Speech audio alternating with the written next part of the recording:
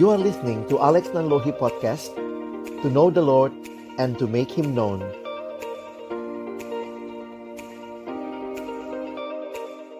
Sama-sama kita berdoa sebelum kita akan membaca, merenungkan firman Tuhan. Kami datang dalam ucapan syukur kepadamu Tuhan, karena sungguh Engkau hadir di dalam sepanjang kehidupan kami. Di dalam segenap pergumulan, Tuhan hadir dan Tuhan tidak meninggalkan kami. Karena itulah kami datang dan terus berharap kepadamu. Sore hari ini di dalam kerinduan kami bersama-sama boleh mendoakan anak-anak kami. Kami datang juga merindukan Tuhan menyapa kami dengan firman-Mu. Kami percaya firman-Mu adalah firman yang kudus dan yang menguduskan kehidupan kami. Firman-Mu adalah firman yang tidak berubah, tetapi sanggup mengubah kehidupan kami. Itulah yang kembali kami rindukan boleh menjadi bagian setiap kami pada sore hari ini. Tuhan tolonglah agar kami pada akhirnya bukan cuma jadi pendengar firman yang setia, tapi mampukan dengan kuasa, dengan pertolongan dari Roh-Mu yang kudus. Mampukan kami menjadi pelaku-pelaku firman-Mu di dalam kehidupan kami. Bersabdalah ya Tuhan, kami umat-Mu sedia mendengarnya dalam satu nama yang kudus, nama yang berkuasa, nama Tuhan kami Yesus Kristus, Sang Firman yang hidup. Kami menyerahkan pemberitaan firman-Mu. Amin. Shalom, selamat sore Bapak Ibu Saudara sekalian. Saya pertama-tama bersyukur kepada Tuhan. Kesempatan ini Tuhan berikan untuk kita sama-sama boleh membaca dan merenungkan firman Tuhan. Saya coba share apa yang saya siapkan di dalam perenungan pada sore hari ini. Tema yang saya angkat adalah Not my will, but yours be done. Sebuah ungkapan kalau kita melihat tentang doa, kita seringkali mengutip, bukan kehendak kami, tetapi kehendak-Mu lah ya Tuhan. Sebuah pernyataan yang mungkin gampang disampaikan secara kata-kata, tetapi apakah kita juga memiliki sifat atau sikap hati yang tepat ketika kita menyatakannya. Jadi ini sekali lagi bukan cuma masalah mengatakannya dengan benar, tetapi apakah disertai dengan sikap hati yang benar di hadapan Tuhan. Nah, saya ingin mengajak kita sama-sama nanti akan membaca dan merenungkan satu bagian firman Tuhan untuk memahami tema ini.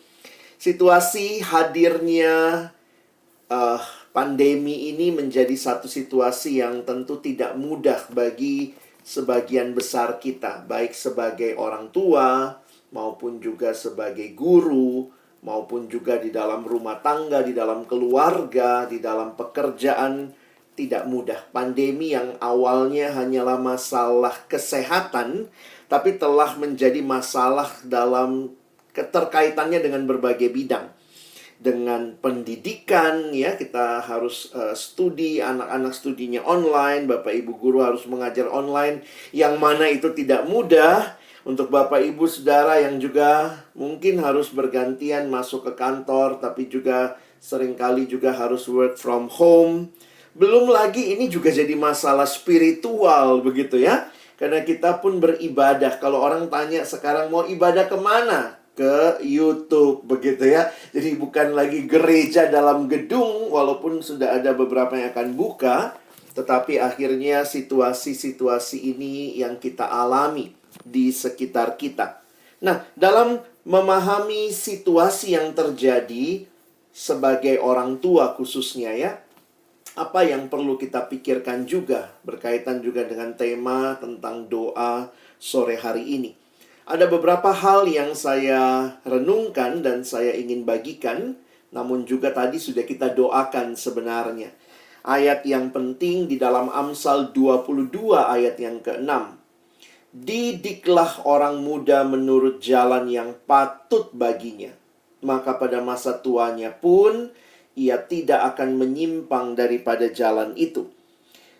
Amsal ini bicara kepada orang muda, kepada orang tua yang mendidik orang muda. Menarik sekali, pendidikan yang paling pertama bukan di sekolah, sebenarnya di dalam keluarga. Kalau Bapak Ibu melihat di dalam Alkitab, maka tanggung jawab utama pendidikan sebenarnya ada di keluarga. Memang seringkali sekarang jadinya kayak di subkon gitu ya. Di subkonnya ke guru untuk masalah pendidikan, ilmu pengetahuan, dikasih ke sekolah, Bapak Ibu guru yang tanggung jawab. Kalau nanti itu pendidikan atau pemahaman pembentukan rohani, dikasihnya ke gereja gitu ya. Kalau di sekolah juga ya ke rokris begitu ya. Tetapi jangan lupa bahwa tanggung jawab pendidikan yang paling utama ada pada keluarga, pada orang tua.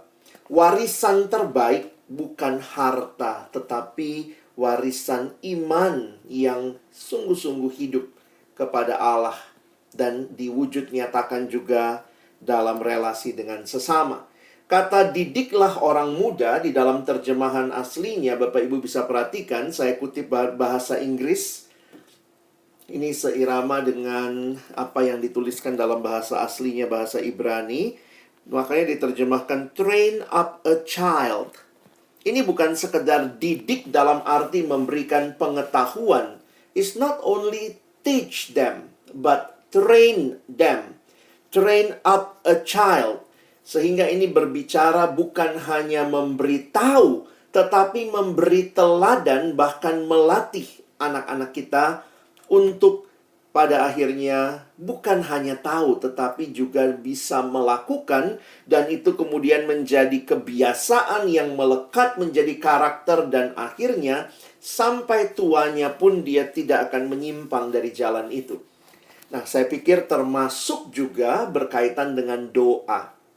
Ya, Bapak Ibu ya, saya beberapa kali memang sering diundang karena saya pelayanan banyak ke pelayanan siswa, ke pelayanan mahasiswa. Dulu seringkali ada itu ya, doa persiapan ujian nasional gitu ya. Saya bilang sama adik-adik waktu itu, karena waktu itu ujian nasional masih sangat menakutkan begitu ya. Lalu kemudian ada doa bersama semua agama itu. Kalau di sekolah tuh semua agama ada doanya gitu ya. Terus saya ingatkan juga sama mereka, jangan takut. Pertama, jangan takut sama ujian. Hidup itu serangkaian ujian. Harusnya kita tidak hanya berdoa pas ujian nasional, tapi karena hidup adalah serangkaian ujian, teruslah berdoa. Itu jadi sebuah sikap hati ketimbang sebuah kalau kita bicara ada kejadian lalu kemudian jadinya berdoa ya. Tentu tidak salah, tetapi jangan sampai kita hanya cari Tuhan kalau lagi butuh, begitu ya. Nah, itu yang saya pikir mungkin juga kita perlu memberi teladan ini kepada anak-anak kita. Mentraining mereka untuk melihat betapa pentingnya relasi dengan Tuhan. Beberapa kutipan tentang doa menyatakan bahwa ternyata doa ini hal yang sangat-sangat spontan. Orang bisa begitu gampang berdoa, misalnya lagi lagi jalan terus kemudian kayak mau celaka begitu langsung bisa tiba-tiba kayak ya Tuhan gitu ya. Jadi itu kan sebenarnya doa juga gitu ya. Tetapi di sisi lain juga menjadi hal yang begitu sulit. Bahkan satu hal yang menarik di dalam Alkitab, murid-murid Yesus mengatakan kepada Yesus, Tuhan, ajarlah kami berdoa. Ini satu bagian yang menarik untuk kita perhatikan. Nah, saya ingin mulai dengan mengajak kita melihat berdoa itu apa.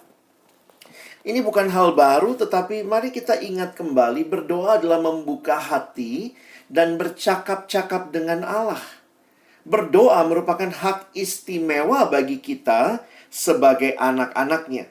Namun yang sering kali menyedihkan, sayangnya banyak orang yang merasakan doa sebagai sesuatu yang membosankan atau membebani, sehingga mereka tidak bisa menikmati saat-saat berdoa. Sementara itu, tidak sedikit orang Kristen yang menjadikan doa itu sebagai formula mujarab untuk memperoleh kesuksesan, kesembuhan, dan lain-lain. Jadi, ini jadi menarik juga ya. Doa menjadi semacam mantra. Ucapkan sekian kali kamu akan sukses. Kalau cuma satu kali kurang suksesnya gitu ya. ada kemudian menjadi seperti mantra yang diulang-ulang, lalu kemudian itu begitu rupa dilakoni.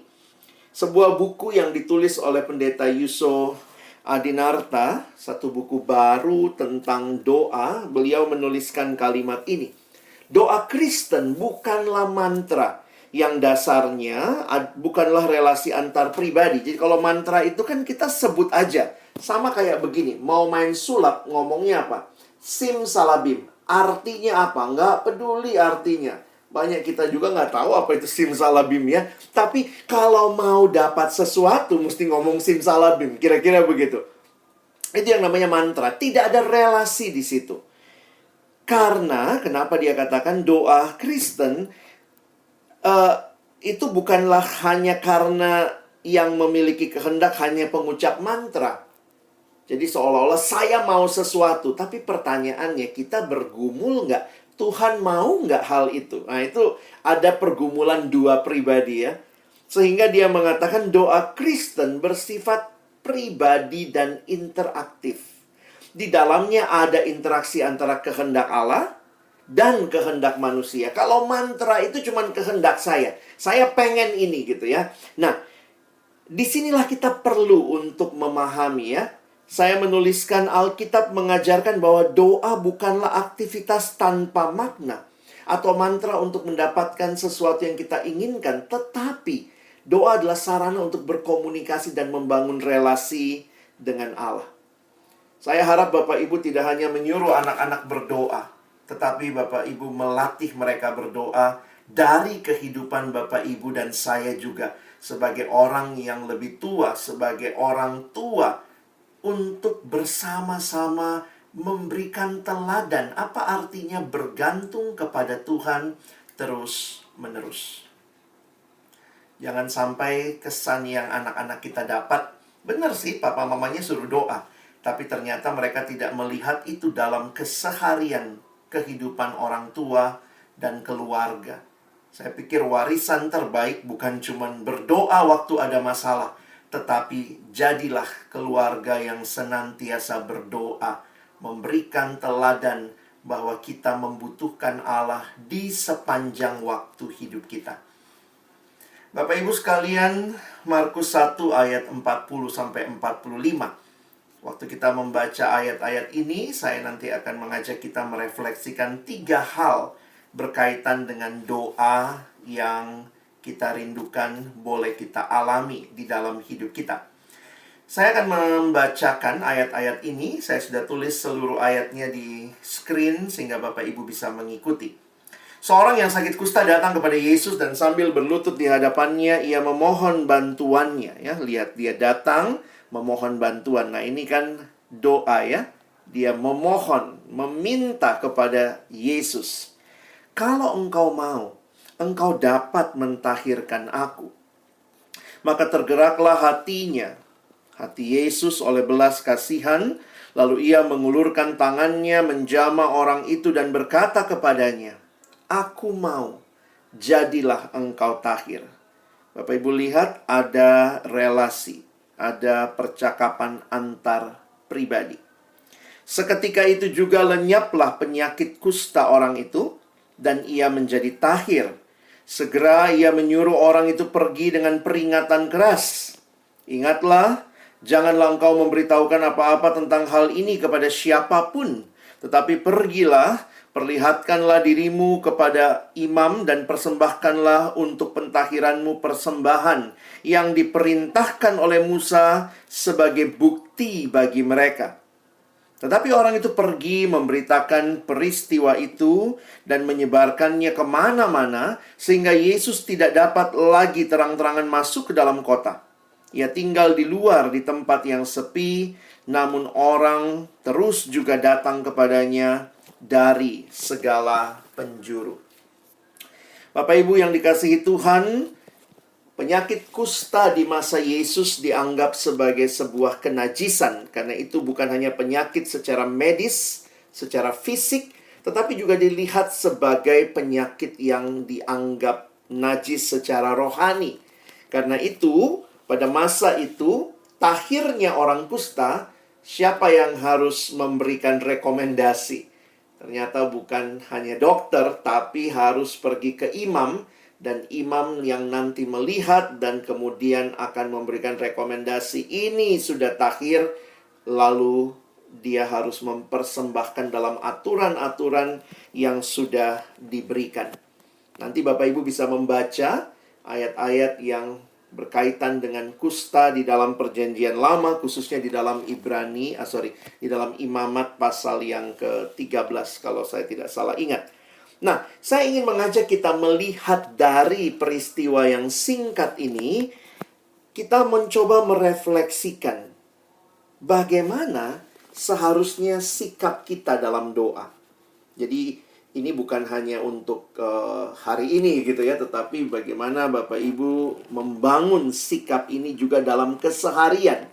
Bukan karena lagi mau ujian, mau penilaian harian, tetapi biarlah kita menghidupinya dan kemudian menolong anak-anak kita, mendidik anak-anak kita, mentraining anak-anak kita, bukan hanya punya kesempatan berdoa, tetapi benar-benar punya sikap hati yang tepat di dalam doa. Di dalam bagian yang kita baca tadi dikatakan ada seorang kusta yang datang kepada Yesus. Kalau Bapak Ibu melihat apa yang terjadi dengan orang kusta di masa Yesus, orang kusta pada masa itu bahkan harus hidup terasing dari masyarakat, karena ini dianggap penyakit yang menular atau sebuah bagian yang menajiskan, sehingga orang kusta bahkan di Perjanjian Lama dikatakan harus pakai dress code ya. Dress code-nya itu harus compang-camping gitu ya. Mungkin supaya dia dinotis gitu ya, biar ketahuan, wah ini kusta. Sehingga orang tidak datang atau tidak menyentuh dia. Karena bayangkan, menyentuh yang najis itu membuat yang menyentuh ikut najis. Jadi bayangkan, di dalam peraturan kehidupan orang Yahudi nggak mudah. Kalau najis itu ada lagi tahapannya, bisa 1 minggu baru kemudian dinyatakan tahir. Sehingga waktu memperhatikan ada orang kusta yang datang kepada Yesus, tentu ini mengagetkan buat banyak orang.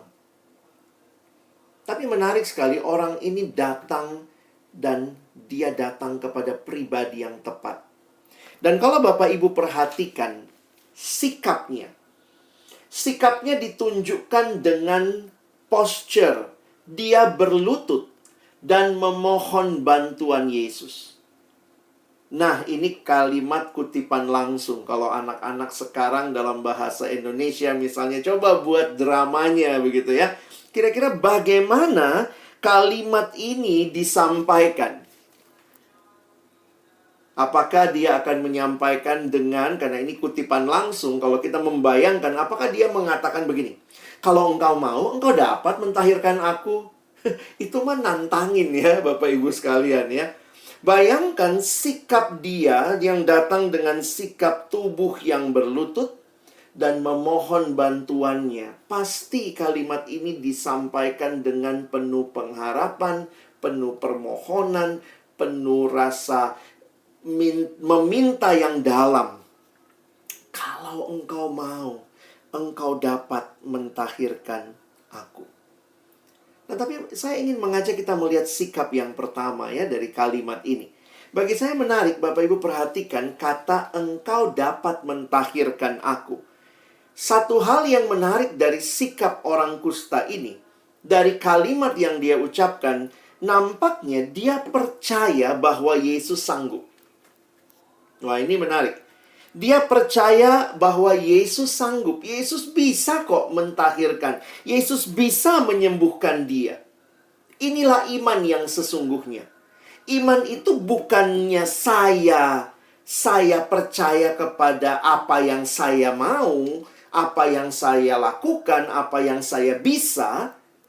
Iman yang pertama dan terutama, percaya kepada Tuhan. Tuhan sanggup, Tuhan bisa. Jadi iman itu bukan pede. Iman itu bukan percaya diri. Tapi iman yang pertama dan terutama adalah PT, percaya Tuhan. Jadi itu yang perlu kita membangun sikap seperti itu waktu kita datang dalam doa. Kalau kita datang berdoa, biarlah kita datang dalam keyakinan bahwa Tuhan sanggup. Gampang kok kalau Tuhan mau. Itu Tuhan, ini kita datang sama Tuhan pencipta alam semesta. Dan di dalam kekristenan kita bahkan bisa memanggil Dia Bapa, karena Dia mengikat perjanjian dengan kita. Dan bahkan Dia telah menyerahkan anaknya Yesus Kristus bagi kita.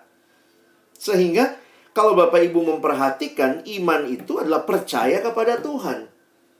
Memang sulit ya percaya itu ya. Kadang-kadang saya pikir nggak kebetulan kali ya. Kita ini orang Kristen. Orang Kristen seringkali disebut orang percaya. Menarik ya. Kalau bahasa Inggris juga gitu. Kita disebut sebagai believer. Why?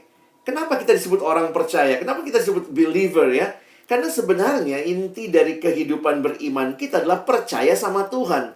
Tapi ya realitanya kita tuh sulit sekali percaya bahwa Allah memang sanggup. Walaupun kita disebut orang percaya, tapi salah satu kesulitan terbesar bagi kita untuk hidup sebagai orang percaya adalah percaya. Ya, kita sulit percaya. Percaya bahwa Allah tahu dan sanggup memberikan yang terbaik yang kita butuhkan. Kadang-kadang kita merasa Tuhan itu kayaknya kurang tahu deh yang baik buat saya. Tuhan tuh kayaknya kurang tahu deh yang baik buat keluarga saya. Tuhan tuh kayaknya kurang tahu yang baik buat anak-anak saya. Saya yang paling tahu. Sehingga memang pertanyaan pertama berkaitan dengan doa adalah kita fokusnya sama siapa? Ya. Apakah kita berfokus kepada Tuhan? Kita berfokus kepada Tuhan yang sanggup dan mampu. Saya harap sore hari ini, waktu kita datang, kita mendoakan anak-anak kita, fokus kita bukan cuma sekadar kepada sebuah ritual, supaya nanti dikasih yang kita mau, tetapi dalam keyakinan bahwa kita datang kepada Allah yang bukan hanya mendengar doa, tetapi Dia sanggup melakukan apa yang kita minta, jika itu kehendaknya. Karena itu, kita masuk ke yang kedua. Masih di kalimat yang sama, tapi saya garis bawahi yang berbeda, Bapak Ibu ya. Kalimatnya sebenarnya dia mulai dengan kalau engkau mau.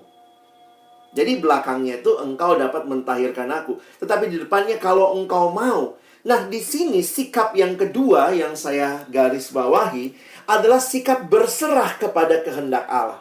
Pertama tadi kita percaya Allah sanggup. Tapi yang kedua kita berserah kepada kehendaknya Yesus. Itulah sikap dari orang kusta ini. Bukan berarti kalau Tuhan sanggup berarti Dia pasti mau. Oh, belum tentu saudara ya. Banyak kali kita minta sama Tuhan dalam banyak kasus. Saya juga melihat khususnya dalam masa-masa corona ini. Ketika kita mengalami pergumulan dengan kehilangan keluarga yang kita doakan, kita minta, kita percaya Tuhan sanggup. Tetapi Tuhan katakan tidak. Nah, berserah kepada kehendak Yesus itu sebuah sikap yang tidak mudah. Karena seringkali waktu berserah kepada Tuhan bisa jadi begini. Ada yang berserah tapi nggak yakin. Ya udahlah, mau jadi apa terserah Tuhan lah. Tapi sebenarnya kalimat itu sedang menyiratkan dia sendiri nggak yakin Tuhannya Tuhan yang seperti apa. Sehingga berserah dalam kepasrahan cuek itu beda dengan berserah dalam keyakinan Tuhan sanggup. Tuhan kalau mau sembuhkan, Tuhan sanggup. Tetapi Tuhan, tolong aku berserah kepada apa yang Tuhan kehendaki. Nah, itu sikap yang menarik saya pikir yang ada dalam orang yang kusta ini waktu dia datang sama Tuhan. Jadi dia bukan datang begini, Tuhan engkau sanggup. Aku mau sembuh, harus sembuhkan aku. Itu namanya ngotot, bukan iman. Iman itu berkata, Tuhan, aku tahu engkau sanggup, tetapi biarlah bukan yang aku mau, tetapi yang engkau mau yang terjadi. Sama seperti Yesus yang bisa berkata dengan sebuah kepercayaan. Ya Bapa, jikalau engkau mau, ambillah cawan ini daripadaku, tetapi bukanlah kehendakku, melainkan kehendak-Mu lah yang terjadi. Kita sering mengutip kalimat ini, tapi itu yang saya katakan tadi. Betulkah sikap hati kita? Sikap hati yang percaya Tuhan dan sikap hati yang berserah kepada kehendak Tuhan. Sikap yang berkata, Father, not my will, but yours be done. Biarlah Bapak Ibu, ini juga yang bisa ditangkap oleh anak-anak kita. Kiranya mereka tidak hanya melihat orang tuanya, oh mama lagi ngapain, itu tuh lagi ikut doa, mau ujian, aku Senin ujian, oh mama makanya disuruh doa gitu ya. Oh papa ngapain, oh papa tuh lagi ikut doa tuh, ya biarin lah, karena itu kayaknya, oh biar nanti Tuhan memberkati. Tetapi apakah disertai dengan sikap hati dan mentraining anak-anak untuk mengerti sikap hati seperti ini, itu sebuah perjalanan iman. Jadi memang juga tidak bisa sekaligus mengajarkan mereka memahami, tetapi biarlah mereka melihat dalam hidup. Ada orang tua yang benar-benar percaya sama Tuhan, karena itu datang sama Tuhan. Dan ada orang tua yang benar-benar berserah kepada Tuhan. Ketika setiap hal yang Tuhan izinkan, kita bisa berkata, Tuhan, tolong aku percaya dan menerima kehendak-Mu. Tapi bukan berarti kalau kita sudah dengan Tuhan selesai ya. Dalam arti ya Tuhan berikan apa yang saya minta, kalau itu kehendak-Mu. Tetapi kemudian kita tidak melakukan bagian kita. Karena itu bagian yang ketiga, yang terakhir adalah apa yang Tuhan Yesus juga perintahkan kepada orang ini. Perhatikan 3 kata perintah itu. Pergilah, perlihatkanlah, persembahkanlah sesuai dengan apa yang diperintahkan Musa. Dalam konteks ini, yang saya katakan tadi, sakit kusta di masa itu dikaitkan dengan kenajisan secara keagamaan. Nah, ini menunjukkan bahwa ada bagian yang harus kita taati menjadi bagian yang kita lakukan. Memang seringkali ada juga yang mengatakan, ya kalau saya sudah berdoa, biarlah Tuhan berkarya. Lalu kemudian dia tidur gitu ya, nggak ngelakukan bagian dia. Enggak demikian. Berserah kepada Tuhan bukan berarti tidak melakukan bagian kita.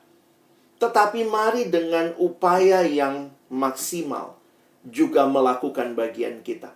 Kiranya anak-anak kita melihat itu dari Bapak Ibu sekalian. Bapak Ibu yang mendoakan mereka, tetapi juga Bapak Ibu yang mungkin nanti hari Senin harus bangunkan mereka, harus ingatkan mereka untuk menolong mereka, jangan tidur terlalu malam supaya besok lebih segar. Bagaimana menolong waktu mungkin mereka melakukan bagian mereka, Bapak Ibu mensuplai dengan vitamin, dengan obat, atau mungkin dengan makanan. Itu kan bagian-bagian yang bukan, terserah Tuhan, sudahlah anakku, sama Tuhan aja kau ya, saya nggak peduli lagi kepadamu.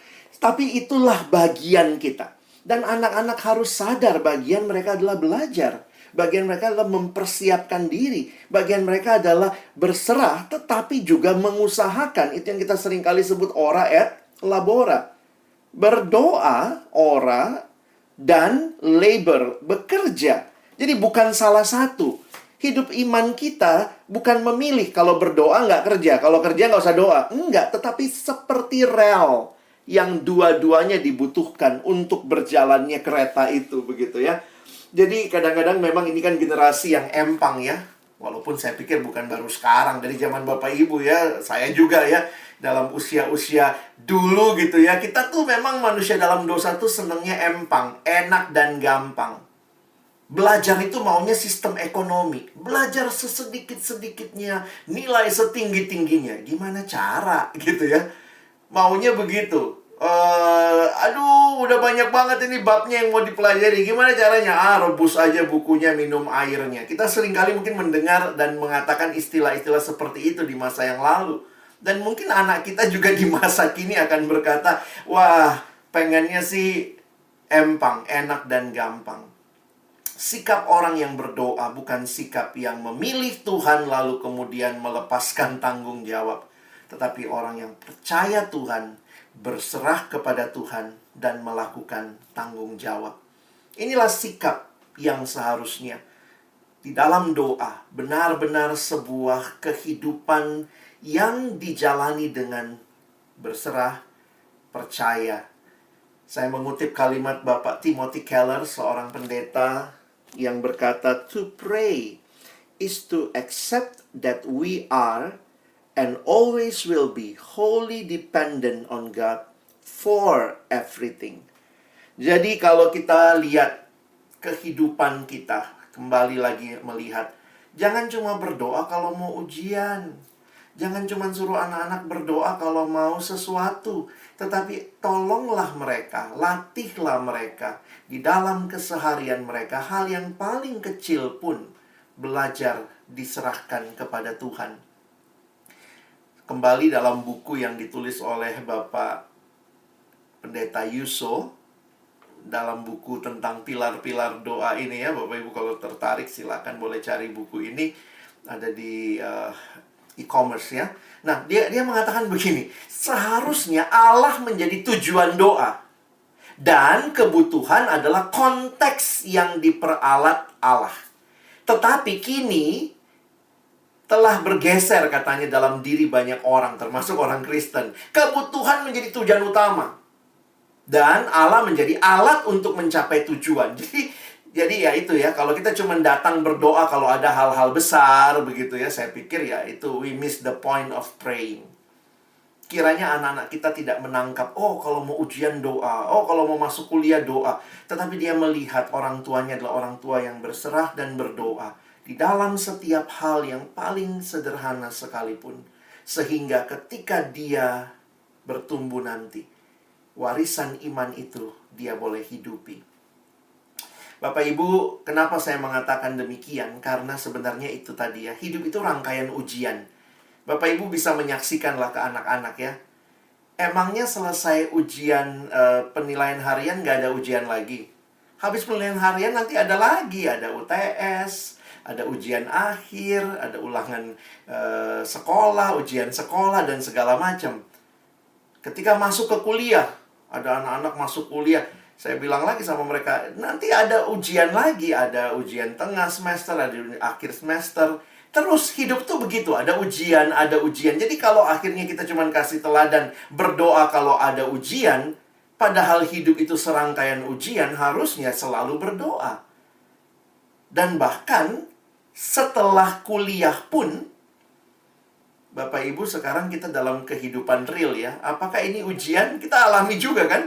Memang nggak ada kelasnya, nggak ada yang kasih penilaian. Tapi Bapak Ibu juga masih mengalami ujian. Ujian dalam pekerjaan, ujian dalam kehidupan rumah tangga, ujian membesarkan anak. Itu semua ujian ya. Dan saya melihat ya dalam satu survei yang saya baca tentang anak muda. Dari sekian banyak anak muda yang disurvei, ketakutan terbesar itu ketakutan ini. Ini yang paling tinggi. Fear of the future. Takut akan masa depan. Dan saya pikir di mana peran kita ya sebagai orang Kristen, orang tua, pendidik Kristen. Tolonglah anak-anak untuk mengenal Tuhan sejak dia muda. Mengenal Tuhan bukan hanya kalau butuh, tetapi engkau pasti akan butuh Tuhan setiap waktu.